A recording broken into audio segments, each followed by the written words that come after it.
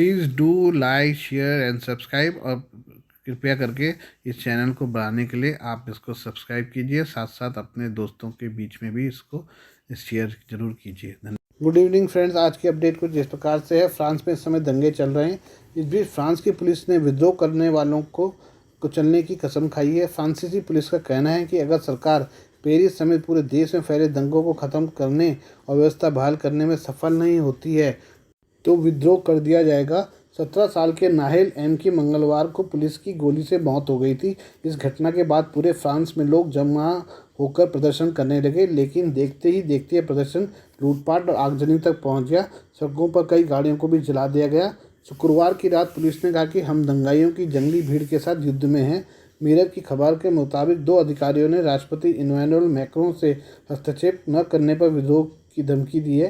दंगाइयों ने बैरिकेड्स लगाए, आग जलाई और पुलिस पर आतिशबाजी की। पुलिस ने इसका जवाब दंगाइयों पर आंसू गैस के गोले और पानी की बौछार से किया। इस बात की आशंका जताई जा रही है कि शनिवार को नाहिल के अंतिम संस्कार के दौरान और भी हिंसा भड़क सकती है। फ्रांस की सड़कों पर 6000 से ज़्यादा आगजनी हिंसा के दौरान फ्रांस की सड़कों पर 6000 से ज़्यादा आगजनी की घटनाएं देखी गई।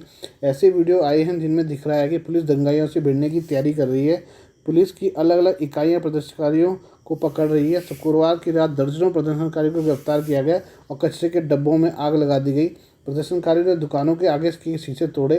फ्रांस के पुलिसकर्मी खाना पानी न मिलने से पूरी तरह परेशान हैं और बार के मालिक पानी पिलाने का काम कर रहे हैं। पेरिस के नान टेरेसे में प्रदर्शनकारियों ने दुकानों को आग लगा दी। इसके अलावा फ्रांस के एक शहर में बैंक में भी आग लगा दी गई। इस प्रदर्शन में सबसे ज़्यादा फ्रांस के टूरिज्म को नुकसान होता दिख रहा है। ब्रिटिश यात्रियों को खतरे और कर्फ्यू से जुड़ी वार्निंग दी गई है। यात्रियों को कहा गया है कि वो खबरों से जुड़े रहें, किसी भी तरह के प्रदर्शन का हिस्सा न बने। इस बीच राष्ट्रीय इमैनुअल मैक्रों की एक तस्वीर सामने आई है जिसमें वो डांस करते हुए दिख रहे हैं। इसके बाद से उनकी आलोचना हो रही है। फ्रांस में लगभग 45,000 पुलिसकर्मी तैनात हैं। आइए अब हम इनकम टैक्स से रिलेटेड कुछ बात कर लें। केंद्रीय प्रत्यक्ष कर बोर्ड सीबीडीटी ने पैन आधार लिंकिंग के लिए 30 जून 2023 की डेडलाइन घोषित की थी। यानी अगर आपने पैन 30 जून तक आधार से लिंक नहीं कराया तो 1 जुलाई 2023 से ये निष्क्रिय हो जाएगा। इससे आपको बैंकिंग समेत उन सभी कामों में दिक्कत आएगी जिनमें पैन की जरूरत पड़ती है।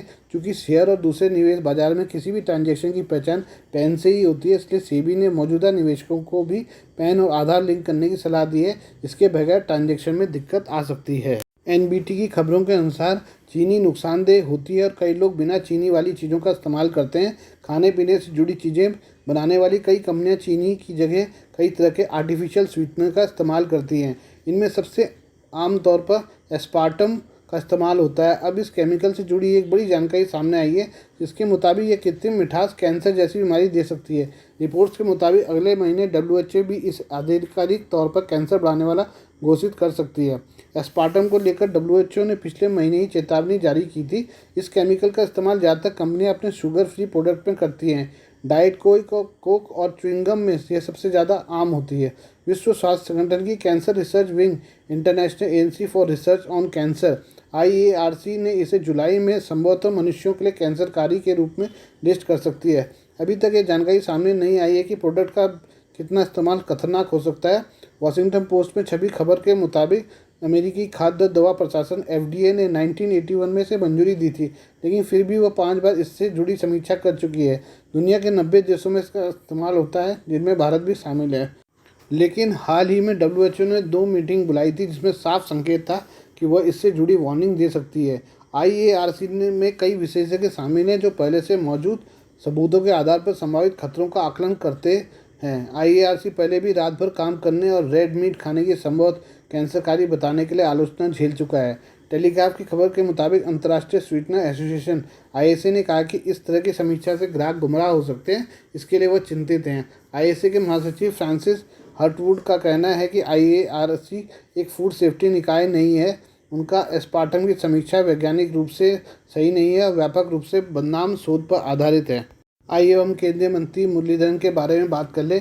केंद्रीय मंत्री वी मुरलीधरन ने शनिवार को केरल में मुस्लिम समुदाय से आग्रह किया है कि वो समान नागरिक संहिता UCC के खिलाफ सत्तारूढ़ मार्क्सवादी कम्युनिस्ट पार्टी माकपा अन्य के दुष्प्रचार में न फंसे।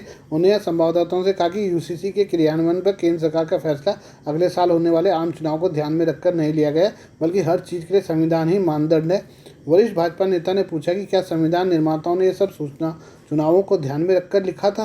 उन्होंने मुस्लिम समुदाय से अनुरोध किया कि ये यूसीसी के संबंध में तथ्यों को समझने का प्रयास करें। मुरलीधर ने कहा कि मुस्लिम समुदाय को यूसीसी के खिलाफ माकपा और अन्य के दुष्प्रचार में नहीं फंसना चाहिए। केंद्रीय मंत्री ने कहा कि मुसलमानों को यह एहसास होना चाहिए कि यूसीसी संविधान के अनुच्छेद 25, 26, 27, 28 और 30 तक के तहत अल्पसंख्यकों को दिए गए किसी भी अधिकार के लिए खतरा पैदा नहीं करेगा। उन्होंने दावा किया कि इसमें धार्मिक स्वतंत्रता या शैक्षणिक संस्थान संचालित करने के अल्पसंख्यकों के अधिकारों में भी कटौती नहीं होगी। मुख्यमंत्री पिनराई विजयन ने हाल ही में कहा था कि समान नागरिक संहिता के मुद्दे को उठाने के पीछे भाजपा का चुनावी एजेंडा है। मुख्यमंत्री के बयान के बारे में पूछे जाने पर मुरलीधर ने हैरानी जताई कि इसे आगामी चुनावों से कैसे जोड़ा जा सकता है। मंत्री ने कहा कि यूसीसी की परिकल्पना संविधान के अनुच्छेद 44 के तहत की गई है। मुरलीधर ने कहा कि लोगों को इस पर चर्चा करने दें, उन्हें अपना विचार व्यक्त करने दें। वे विपक्षी दल बहस से क्यों डरते हैं? लोकतांत्रिक प्रणाली में उन्हें स्वस्थ बहस और संवाद का स्वागत करना चाहिए। विदेश मंत्री एस जयशंकर ने कार्यक्रम के दौरान बड़ी बेबाकी से भारत अधिकृत कश्मीर पीओके को छोड़ने को लेकर भारत की गलती का जिक्र करते हुए कहा कि इस मुद्दे पर हमें पहले अपने रुख को साफ रखना चाहिए। केंद्रीय विदेश मंत्री एस जयशंकर ने बताया कि पाकिस्तान के साथ भारत के संबंध सामान्य क्यों नहीं हो सकते। विदेश मंत्री ने पाकिस्तान को एक बार फिर दो टूक जवाब देते हुए कहा कि पाकिस्तान की ओर से सीमा पार से आतंकवाद की नीति के रहते सामान्य संबंध होना संभव नहीं है। जयशंकर पहले भी यूरोप समेत दुनिया के अन्य देशों के प्रति भारत का रवैये को स्पष्ट तौर पर सामने रख चुके हैं।